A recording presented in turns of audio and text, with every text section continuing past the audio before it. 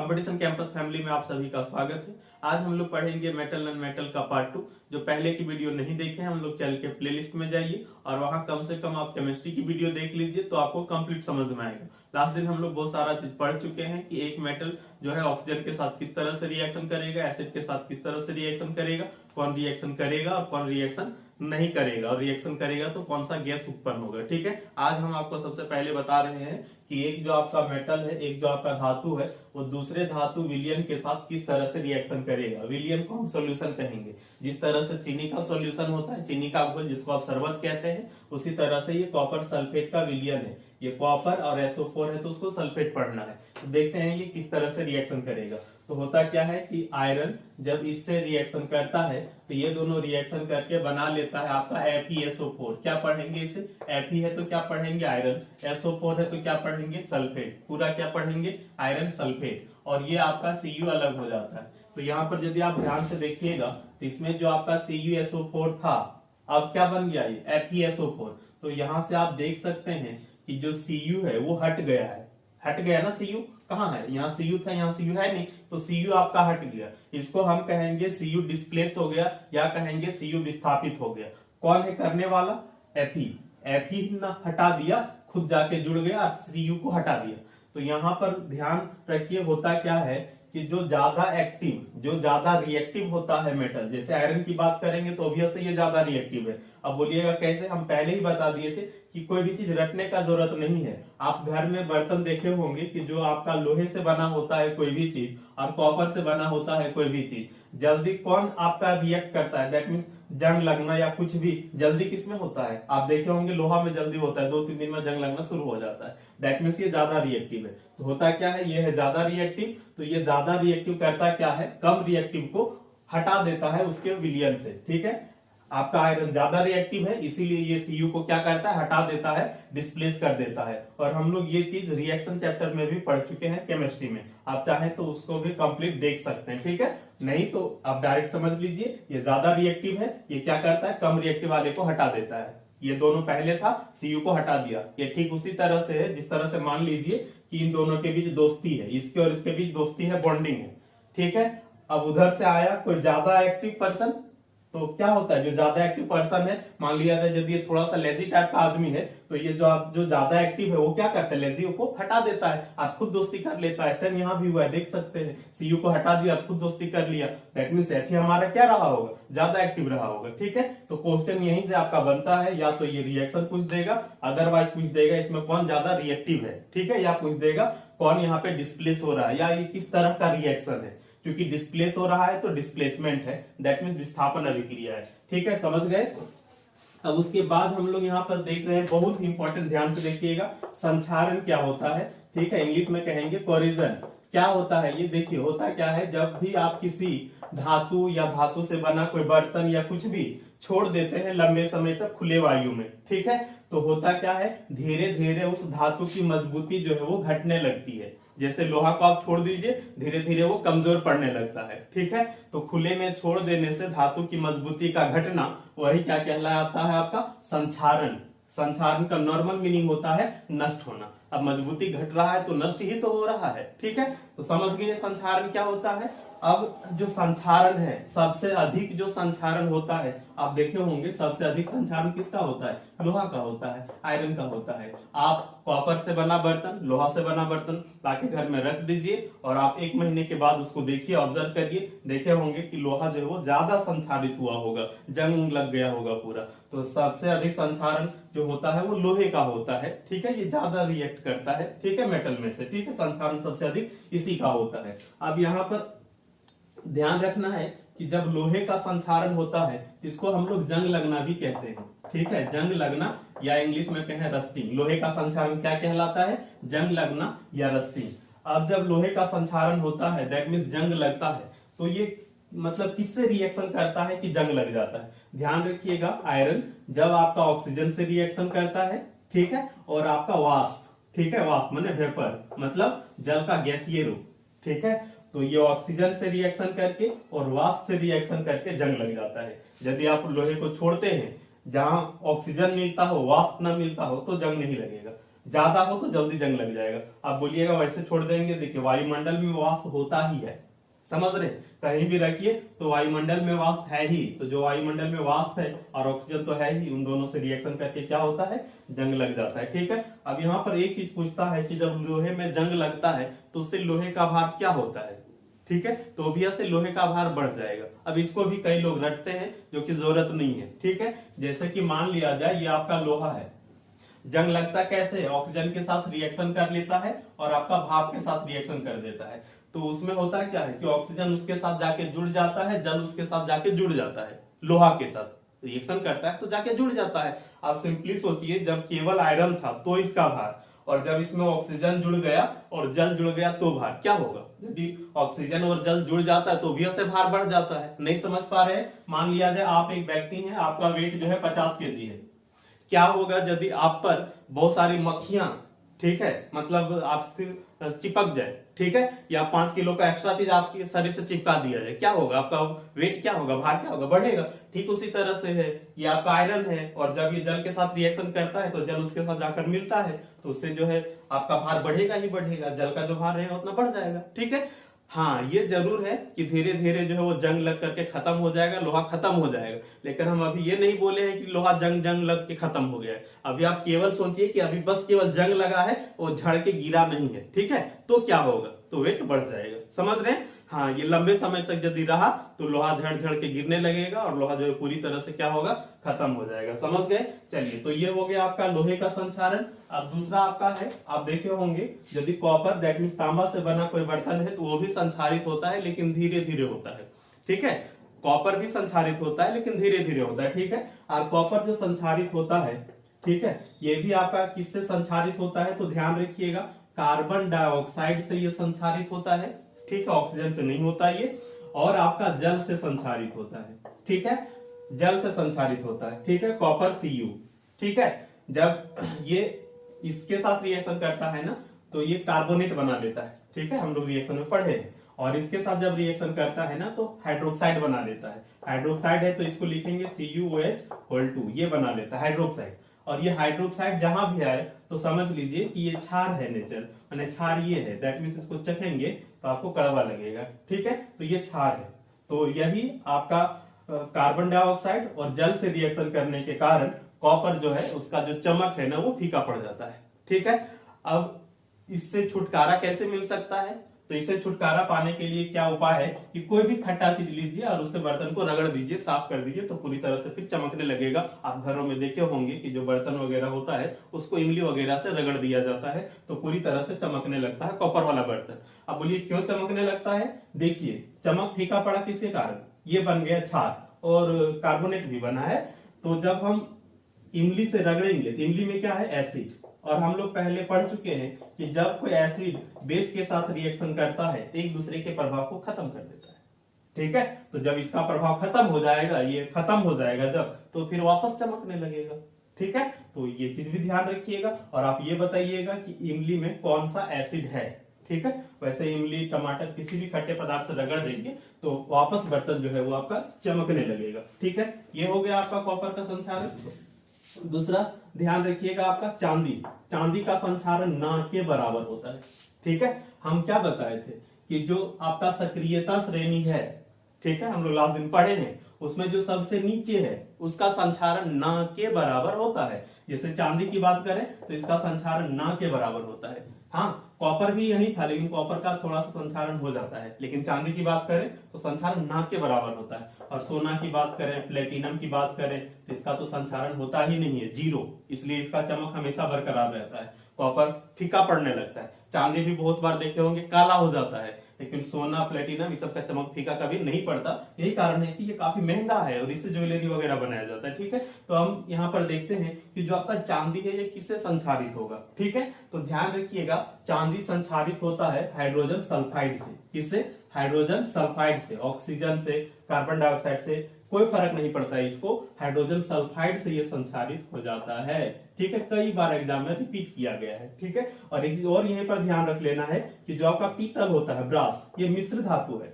किसका मिश्र धातु है, आप लोग कमेंट करके बताइए। ठीक है, तो ये जो आपका पीतल है ब्रास, ये भी हाइड्रोजन सल्फाइड से संचारित होता है। तो एक चांदी और दूसरा आपका पीतल, दोनों ही हाइड्रोजन सल्फाइड से संचारित होता है। ठीक है, ध्यान रखिएगा, हाइड्रोजन जो सल्फाइड है इसका जो गंध है ना वो सड़े हुए अंडे की तरह होता है, सड़े हुए अंडे की तरह इसका गंध होता है। क्वेश्चन ये भी पूछा जाता है कि कौन सा गैस का गंध जो है वो सड़े हुए अंडे की तरह होता है। अब बोलेंगे सड़े हुए अंडे का गंध कैसा है, तो भाई खरीद लीजिए, अगल बगल होगा ही, बहुत बार आप देखे ही होंगे, गंध लिए ही होंगे। ठीक है, नहीं तो खरीद के देखिए, थोड़ा सा समझ गए। चलिए ये हो गया, और हम तो ये पहले बता दिए सोना प्लेटिनम वो सब कभी किसी भी कंडीशन में संचारित नहीं होता है। ठीक है, एक और यहाँ पर देखना है आपका एल्यूमिनियम।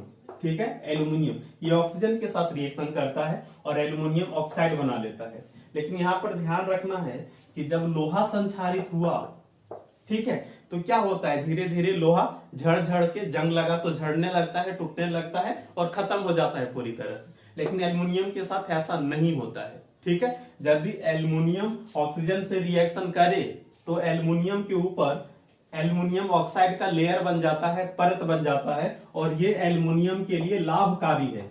हाँ, लोहा में जंग लगा तब तो वो लाभकारी नहीं है, लोहा खत्म हो जाएगा, लेकिन एल्युमिनियम में यदि ऑक्साइड का परत बना तो ये लाभकारी है, दैट मीन्स ये बेनिफिशियल है, अच्छा है। क्यों है अच्छा? इसका रीजन ये है कि जब एल्युमिनियम ऑक्साइड का लेयर एक बार बन जाता है तो आगे संचारण रुक जाता है, ये इसका अपना नेचर है। समझ रहे हैं, लोहे का संचारण रुकता नहीं है, वो संचारण होते रहता है और तब तक होते रहता है जब तक लोहा खत्म ना हो जाए। लेकिन एल्युमिनियम के साथ क्या है, एक बार लेयर बन गया आगे संचारण नहीं होता है, रुक जाता है। तो संचारण रुक गया तो अच्छा बात है ना, हाँ अच्छा बात है। इसीलिए कहते हैं कि एल्युमिनियम का जो संचारण है वो लाभकारी है। यहाँ पे क्वेश्चन पूछेगा कि निम्न में से कौन से धातु का संचारण लाभदायक है, बेनिफिशियल है, तो वो आपका है एल्युमिनियम। समझ गए? क्योंकि ये लाभदायक है तो हम लोग आर्टिफिशियल तरीके से भी एल्युमिनियम के ऊपर एल्युमिनियम ऑक्साइड का लेयर चढ़ा देते हैं।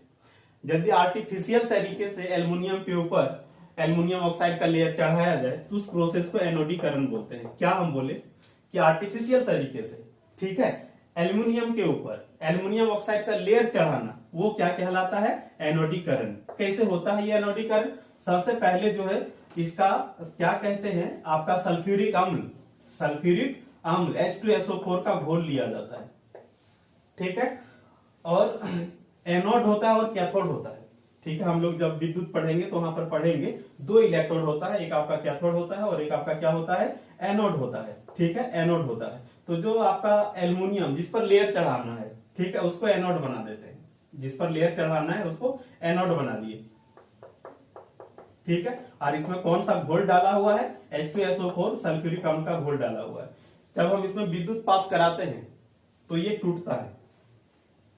ठीक है, हाइड्रोजन और ये सल्फर और ये ऑक्सीजन टूट करके अलग हो जाता है। ठीक है, और ये जो ऑक्सीजन अलग होता है ना, वो जाकर के इस पे जमा होने लगता है। ठीक है, मतलब इसे रिएक्शन कर लेता है सिंपली। तो जब एल्युमिनियम के ऊपर जाके ऑक्सीजन जमने लगता है तो एल्युमिनियम ऑक्साइड का एक लेयर बन जाता है, मोटा सा लेयर बन जाता है। ठीक है, तो ये हुआ कि हम कराए। ठीक है, हम कराए, और यदि आप ये नहीं करते हैं, वैसे भी छोड़ दीजिए तो लेयर बनेगा, लेकिन पतला लेयर बनेगा, इसमें काफी मोटा लेयर बनता है। अब हम लोग देख रहे हैं संचारण रोकने के उपाय। ठीक है, लोहा वगैरह का हम संचारण कैसे रोक सकते हैं, तो संचारण रोकने के कई उपाय हैं, लेकिन जो कॉन्सेप्ट है वो सिंपल है। क्या? धातु संचारित होता कब है, जब ये विभिन्न गैस या भाप के संपर्क में आता है, कांटेक्ट में आता है। तो यदि संचारण रोकना है तो बस किसी तरह से कांटेक्ट खत्म कर देंगे। यदि हम किसी भी तरह से कांटेक्ट खत्म कर देंगे, मैंने ऐसा कर देंगे कि लोहा ऑक्सीजन के संपर्क में आ ही नहीं, तो जब संपर्क कांटेक्ट में आएगा ही नहीं तो आपका संचारण होगा ही नहीं, रिएक्शन ही नहीं होगा। ठीक है, तो हम कितने तरीके से कर सकते हैं उसका कांटेक्ट खत्म, सोचिए। पहला तो तरीका यही है, सिंपल, तेल या ग्रीस लगा दीजिए। ठीक है, आप बचपन में देखे होंगे कि आपका साइकिल या बाइक वगैरह कुछ है और उसमें जंग लग रहा है, तो हम लोग तेल लगा देते हैं। ठीक है, उससे होता क्या है, धातु, और यहाँ हम तेल लगा दिए, ऑक्सीजन के साथ संपर्क खत्म हो गया, संचारण जो आपका कम हो जाता है। ग्रीस लगाने से भी वही चीज होता है। ठीक है, अदरवाइज आप पेंट कर दीजिए, पेंट भी करते हैं तो वही होता है, धातु का ऑक्सीजन और भाप वगैरह के साथ रिएक्शन खत्म हो जाता है, तो संचारण आपका रुक जाता है। ठीक है, ये सब तो जो है छोटा मोटा चीज है। और हम क्या कर सकते हैं इसके अलावे, और हम कर सकते हैं विद्युत लेपन। ठीक है, ध्यान से देखिए क्या बोल रहे हैं, विद्युत लेपन। इसमें क्या होता है, विद्युत लेपन में इलेक्ट्रोप्लाटिंग कहेंगे इंग्लिश में। इसमें क्या होता है कि किसी एक धातु के ऊपर जो बहुत संचारित होता है, इसके ऊपर ऐसे धातु का लेप चढ़ा देते हैं जिसका संचारण ना के बराबर होता है। उदाहरण के लिए आपका लोहा है, काफी संचारित होता है, तेजी से संचारित होता है।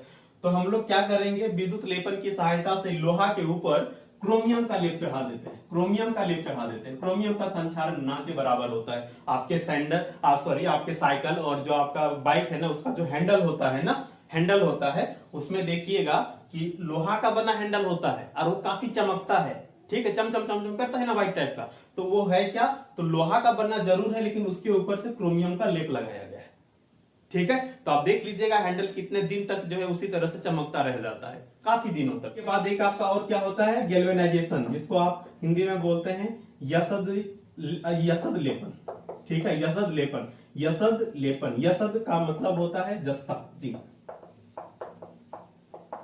ठीक है। इसमें क्या करते हैं, तो किसी भी धातु के ऊपर यसद का लेप लगा देते हैं। देखिए यहाँ विद्युत की सहायता से होता है और यहाँ विद्युत का जरूरत नहीं होता है, बस यही अंतर है। यहाँ पर सिंपली क्या है, धातु लीजिए और उसको यसद के घोल में डाल दीजिए। ये यसद है, माने जिंक है, पिघला हुआ अवस्था में, ठीक है। और इसमें कोई भी आप चीज डाल दीजिए तो उस पर जिंक का लेप लग जाएगा। ठीक उसी तरह से, किस तरह से, आलू चॉप बनाते वक्त देखे हैं दुकान में, क्या सभी लोग देखे होंगे, आलू वाला लेता है और बेसन के घोल में डाल देता है, कैसे बेसन चारों तरफ लग जाता है। तो ठीक उसी तरह से क्या करना है, कोई पदार्थ लेना है और उसको जिंक के घोल में डाल देना है, तो जिंक का लेप लग जाएगा चारों तरफ से, हो गया यसद लेपन। ये बहुत आसान क्वेश्चन है और बहुत ही इंपॉर्टेंट भी है। इसके अलावा धातु को हम मिश्र धातु में बदल सकते हैं, एलॉय में बदल सकते हैं। जैसे केवल लोहा है तो काफी जंग लग रहा है, वही चीज हम उसमें क्रोमियम थोड़ा सा मिला दें तो उसका संचारण जो है वो थोड़ा सा कम हो जाएगा, ठीक है, स्टील बन जाता है। आप ये सभी लोग देखे होंगे कि लोहा बहुत तेजी संचारित होता है, लेकिन वही आपके घर में यदि बर्तन है स्टील का तो आप देखे होंगे संचारण होता ही नहीं है, ठीक है। वो स्टील क्या है एक्चुअल में, तो स्टील कुछ नहीं बल्कि लोहा, क्रोमियम और कुछ और धातु मिला करके बनाया गया एक मिश्र धातु है, एलॉय है, ठीक है। सबसे पहले तो यही क्वेश्चन पूछा जाता है कि मिश्र धातु होता क्या है, तो हम कहेंगे दो या दो से अधिक धातु, अधातु भी हो सकता है, उसका समांग मिश्रण है। दो या दो से अधिक धातु या अधातु का समांग मिश्रण है, होमोजेनस मिक्सचर है। समांग मिश्रण का मतलब होता है जब पूरी तरह से दोनों मिल जाए, तो आप देखें होंगे स्टील में पूरी तरह से मिल जाता है। क्वेश्चन पूछा जाता है इस तरह से कि जो आपका स्टील है, ठीक है, ये तैयार हुआ आयरन के साथ क्रोमियम और कार्बन और आपका मैग्नीज वगैरह मिला करके, ठीक है। तो क्वेश्चन पूछा जाता है कि हम जो क्रोमियम इसमें मिलाए वो क्यों मिलाए, तो अभी हम कुछ देर पहले ही पढ़ चुके हैं हम लोग कि क्रोमियम का संचारण ना के बराबर होता है, होता ही नहीं है। तो यदि हम क्रोमियम मिला देंगे तो लोहे का भी संचारण, मतलब जो मिश्र धातु बनेगा उसका भी संचारण नहीं होगा। तो क्रोमियम इसलिए मिलाया जाता है ताकि संचारण रुके। कार्बन भी मिलाया जाता है, लेकिन कार्बन मिलाने का वजह क्या है, कठोर बनाना। नॉर्मल लोहा काफी मुलायम होता है, एकदम लचकदार होता है, मुड़ जाएगा, वही थोड़ा सा कार्बन मिला देंगे कठोरता आ जाएगी। कार्बन मिलाया जाता है कठोरता बढ़ाने के लिए, क्रोमियम मिलाया जाता है संचारण रोकने के लिए, ठीक है। और पूरा लिस्ट है मिश्र धातु का, हम लोग लास्ट में थोड़ा सा देख लेंगे। अभी हम लोग अधातु देखते हैं, ठीक, फिर उसके बाद मिश्र धातु देख लेंगे, ठीक है, समझ गए। चलिए अब हम लोग देखते हैं अधातु, ठीक है, ये किस तरह से होता है और क्या होता है। तो हम लोग पहले ही पढ़ चुके हैं कि जो अधातु है उसमें छोड़ देना है हाइड्रोजन को। किसको छोड़ देना है, हाइड्रोजन को। हाइड्रोजन को छोड़ करके बाकी जितना भी अधातु है उसके बाह्यतम कक्षा में 5, 6 या 7, ऐसा नहीं 5, 6, 7 सब होगा, या 5 होगा या 6 होगा या 7 होगा, उतने इलेक्ट्रॉन होते हैं, ठीक है, उतने इलेक्ट्रॉन होते हैं। जैसे क्लोरीन है तो क्लोरीन का इस तरह से होता है, पहली कक्षा में 2 इलेक्ट्रॉन होते हैं, दूसरी कक्षा में 8 इलेक्ट्रॉन होते हैं और सबसे अंतिम लास्ट वाले में 7 इलेक्ट्रॉन होते हैं। तो हम क्या बोले थे, सबसे बाहर वाले में कितना होगा, या 5 होगा या 6 होगा या 7 होगा, कितना है यहाँ पे क्लोरीन में 7 है, हो गया बात, ठीक। अब चूंकि 7 इलेक्ट्रॉन है तो ये करता क्या है, दूसरे से कुछ इलेक्ट्रॉन लेकर के अपना अष्टक पूरा करता है, अपना ऑक्टेट पूरा करता है, ठीक है। हम लोग अष्टक के बारे में आगे के चैप्टर में पढ़ेंगे। अष्टक मतलब होता है 8 पूरा करना। हर तत्व चाहता है कि हमारा जो सबसे बाहर वाला ऑर्बिट हो उसमें 8 इलेक्ट्रॉन पूरे हों। अब बोलिए क्यों चाहता है, आप भी बहुत सारा चीज चाहते हैं ना, क्यों चाहते हैं, आपकी टेंडेंसी है। उसी तरह से हर एक तत्व का ये टेंडेंसी, हर एक तत्व का ये प्रवृत्ति होता है कि अपनी बाह्यतम कक्षा में 8 इलेक्ट्रॉन पूरा कर ले। यही प्रवृत्ति जो है आपका ऑक्टेट कहलाता है, ठीक है। तो आप सोच करके देख लीजिए 7 इलेक्ट्रॉन इसमें है, 8 ये पूरा करना चाहता है, तो क्या 7 इलेक्ट्रॉन त्यागेगा, नहीं, वो 1 इलेक्ट्रॉन किसी से ले लेता है। देखिए यदि 8 इलेक्ट्रॉन पूरा करना चाहता है तो एक उपाय है ये 7 किसी को दे दे, इससे पहले वाले में 8 है आप देख सकते हैं। अदरवाइज क्या कर सकता है, एक किसी से ले ले, आप सोच करके देख लीजिए, 7 त्यागना या 1 लेना क्या ज्यादा आसान है इसके लिए? आप खुद सोचिए, आप 7 रुपया किसी को देना चाहेंगे या 1 रुपया किसी से लेना चाहेंगे? बोलेंगे सर 1 रुपया लेना ज्यादा आसान है, 7 रुपया देने में बहुत मोह माया लगेगा। तो ये 1 ले लेता है किसी से और इलेक्ट्रॉन पूरा हो जाता है। और जब ये इलेक्ट्रॉन लेगा तो जो इलेक्ट्रॉन लेता है उस पर माइनस चार्ज आ जाता है, नेगेटिव चार्ज आता है। लेने वाला ऋणी होता है, जो किसी से कुछ लेता है वो ऋणी होता है, दैट मींस उस पर नेगेटिव चार्ज आता है। तो जितनी भी अधातुएं होती है वो नेगेटिव चार्ज वाली होती हैं, किसको छोड़ करके? हाइड्रोजन को छोड़ करके। ये लेने वाला नहीं होता, हाइड्रोजन देने वाला होता है। क्या इसका रीजन है? रीजन ये है कि हाइड्रोजन में 1 प्रोटॉन 1 इलेक्ट्रॉन होता है। अब यदि 1 इलेक्ट्रॉन है तो ये 1 इलेक्ट्रॉन दे देता है आसानी से, ठीक है। जैसे हम लोग पढ़े थे सोडियम, सोडियम धातु है कि नहीं? तो सोडियम में किस तरह से होता है? 2 8 1। पहली कक्षा में 2 इलेक्ट्रॉन, दूसरी कक्षा में 8 इलेक्ट्रॉन, और सबसे लास्ट वाला जो कक्षा ऑर्बिट होता है उसमें 1 इलेक्ट्रॉन, ठीक है। तो हम क्या पढ़ाए थे? याद करिए कि सोडियम 1 इलेक्ट्रॉन किसको दे देता है? क्लोरीन को दे देता है। तो जिस तरह से 1 इलेक्ट्रॉन दे देता है, सोडियम 1 है तो दे दिया, तो हाइड्रोजन में भी देखिए ये भी दे देता है, हाइड्रोजन भी इलेक्ट्रॉन का त्याग करता है। समझ रहे? तो यहाँ पर ध्यान रखने वाली बात क्या है कि हाइड्रोजन है अधातु, लेकिन जो लक्षण है ना, जो गुण है ना, वो धातुओं जैसा है। धातुओं जैसा मतलब समझ रहे? इलेक्ट्रॉन त्यागने का गुण है, हाइड्रोजन में इलेक्ट्रॉन त्यागने का गुण है। समझ रहे? धातुओं की तरह, समझ गए? चलिए अब यहां पर हम लोग सबसे पहले देख लेते हैं कि जो इसका भौतिक गुण है अधातु का वो कैसा होगा, ठीक है। यदि हम बात करेंगे भौतिक अवस्था की, तो अधिकतर जो अधातु है वो गैसीय अवस्था में पाया जाता है। उदाहरण के लिए ऑक्सीजन, हाइड्रोजन, क्लोरीन, ठीक है, ये सभी किसमें है? तो गैसीय अवस्था में। एकमात्र ऐसा है ब्रोमीन जो लिक्विड अवस्था में पाया जाता है। ब्रोमीन किसमें है? लिक्विड। और यदि पूछे ठोस में कौन कौन पाया जाता है, तो ठोस में पाया जाने वाला जैसे आपका फास्फोरस हो गया, आयोडीन हो गया, तो ये सभी जो है वो ठोस अवस्था में पाए जाते हैं, ठीक है। लेकिन अधिकतर किसमें है? गैसीय अवस्था में है, ठीक है। हम बात कर रहे हैं यहाँ पे अधातु का, ठीक है। चलिए उसके बाद देखते हैं भंगुरता, ठीक है, ब्रिटल। तो जो अधातुएं होती है ना वो भंगुर होती है। यदि हम बात करें किसी धातु का, लोहा का, तो जब आप उसको पीटेंगे तो वो फैल जाता है, ठीक है, आघात वर्धनीय होता है, लास्ट दिन पढ़े थे। लेकिन किसी नॉन मेटल को पीटिएगा तो वो फैलेगा नहीं, वो क्या है? टूट जाएगा, ठीक है, वो टूट जाए, ठीक है। लकड़ी को पीटिए कैसे टूट जाता है, उसी तरह से अधातुएं जो है वो टूट जाता है। तो पीटने पर टूट जाना यही कहलाता है भंगुरता। तो जो अधातुएं होती है वो भंगुर होती है, पीटेंगे से तो क्या होगा? ये टूट जाएगा। समझ गए भंगुरता? दूसरा इसका यदि देखेंगे आपका, तो ये कुचालक होता है, उष्मा का और विद्युत का कुचालक होता है, दैट मीन्स बैड कंडक्टर होता है। दैट मीन इससे इलेक्ट्रिसिटी पास नहीं कर सकता, और उष्मा भी एक छोर से दूसरा छोर नहीं जाता, और जाता भी तो ना के बराबर। जैसे आप लकड़ी को यदि यहाँ पर गर्म करिएगा और लकड़ी यदि बहुत लंबा है तो ये इंड गर्म नहीं होगा, लेकिन लोहा लेंगे यहाँ गर्म करिए वो भी गर्म हो जाएगा, क्योंकि लोहा से उष्मा पास हो जाता है, लेकिन लकड़ी से नहीं होता है। दैट मीन्स लकड़ी को यदि यहां हम उष्मा देंगे तो वो उष्मा इधर ट्रांसफर नहीं होता है, दैट मीन्स उष्मा का चालन नहीं करता है, तो कुचालक है उष्मा का। विद्युत का भी चालन नहीं करेगा। यहाँ यदि हम इलेक्ट्रिसिटी दे दें तो क्या लकड़ी से होकर इधर जा सकता है? नहीं जा सकता ना। तो ठीक उसी तरह से जितना भी धातु है वो क्या होता है? विद्युत का कुचालक होता है, उष्मा का भी कुचालक होता है, ठीक है। लेकिन एक्सेप्शन है, अपवाद है, याद रखना है। क्या याद रखना है? ग्रेफाइट और अब्रक, ग्रेफाइट और अब्रक ये दोनों अधातु है, दोनों क्या है? अधातु। लेकिन ग्रेफाइट विद्युत का चालक है, किसका? विद्युत, ठीक है, विद्युत का चालक। अच्छा ये ग्रेफाइट कहां से आया है? कार्बन से बना होता है ग्रेफाइट। ये ग्रेफाइट पेंसिल का नोक, पेंसिल जिससे आप लिखते हैं ना, वो उसका जो नोक है जिससे लिखाता है वो ग्रेफाइट का ही बना होता है, तो विद्युत का चालक होता है, ठीक है। आप उसमें कभी इलेक्ट्रिसिटी नहीं सटाइएगा, झटका लगेगा। और अब्रक जो है वो आपका उष्मा का सुचालक होता है। तो ये चीज ध्यान रखिएगा, ग्रेफाइट विद्युत का सुचालक है, गुड कंडक्टर है, और अब्रक जो है वो उष्मा का सुचालक है, ठीक है। ये दोनों सुचालक है, इसको छोड़ दीजिए, बाकी जितनी अधातुएं बची वो सुचालक नहीं बल्कि क्या है? कुचालक है, ठीक है। चलिए अब यहाँ पर एक और देखना है कि इसका रंग कैसा होगा, अधातुओं का रंग कैसा होगा, ठीक।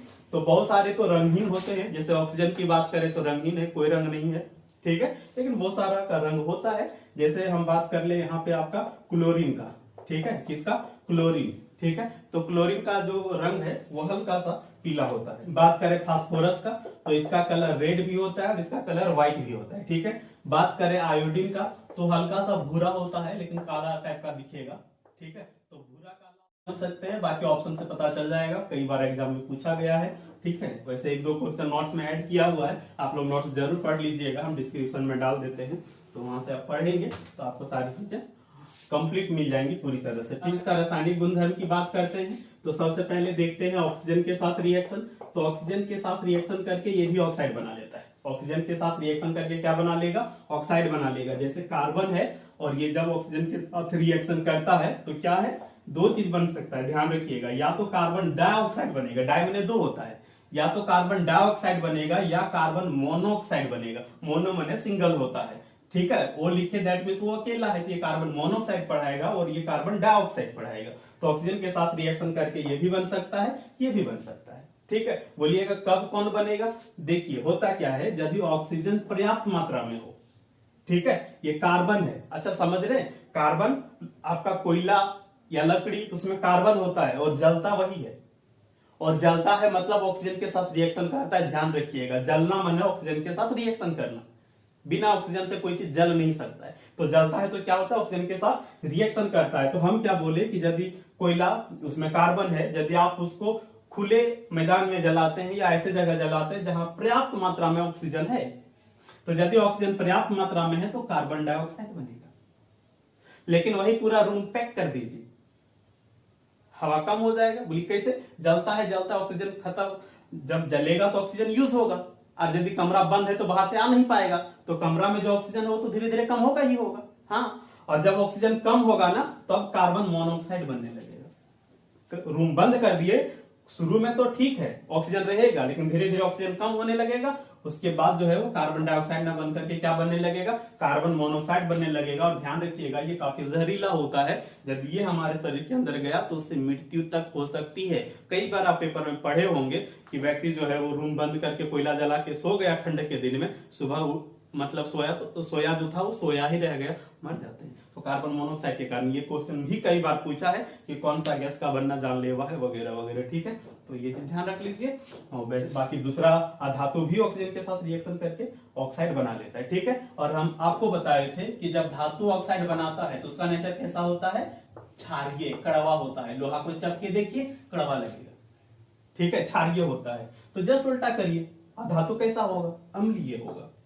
धातु कैसा होगा, अम्लीय होगा, दैट मींस हल्का सा खट्टा लगेगा आपको, एसिडिक इन नेचर होगा। ठीक है, धातु का जो ऑक्साइड होगा, समझ गए। उसके बाद यदि बात करते हैं जल, वाटर, तो अधातु सामान्यतः जल के साथ कोई रिएक्शन नहीं करता है। जल के साथ, वाटर के साथ कोई रिएक्शन नहीं करता है। यही कारण है कि ऐसी धातुएं जो ऑक्सीजन के साथ रिएक्शन कर लेता है उसको हम लोग जल में डाल देते हैं, और जल में डाल देंगे तो रिएक्शन होगा नहीं। जैसे फास्फोरस। ठीक है, फास्फोरस ये वायु के साथ काफी तेजी से रिएक्शन करता है और जलने लगता है। वही चीज जल में डाल दीजिए तो जल के साथ तो रिएक्शन होता नहीं है, तो जल में सुरक्षित रहेगा।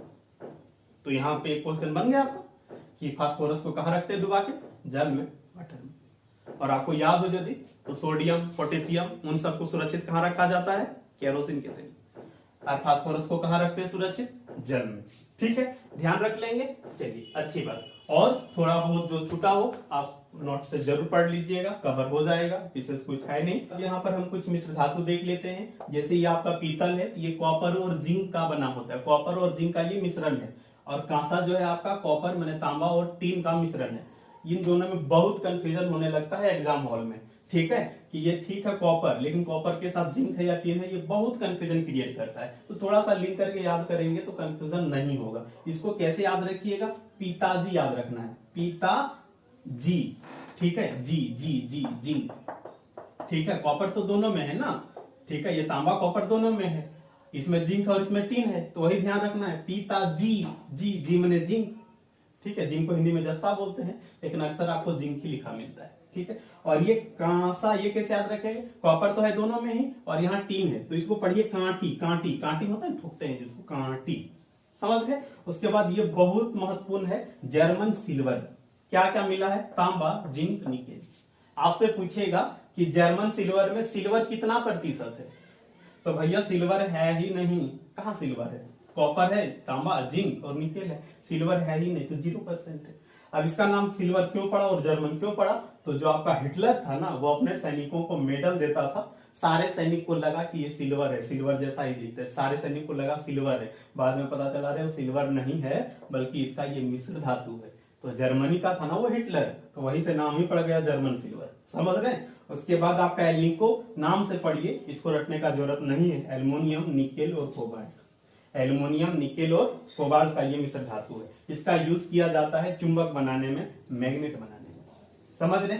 उसके बाद आपका नाइक्रोम, तो ये निकेल और क्रोमियम नाम से पता चल रहा है, ठीक है, निकेल और क्रोमियम से मिलकर बनाया जाता है ये।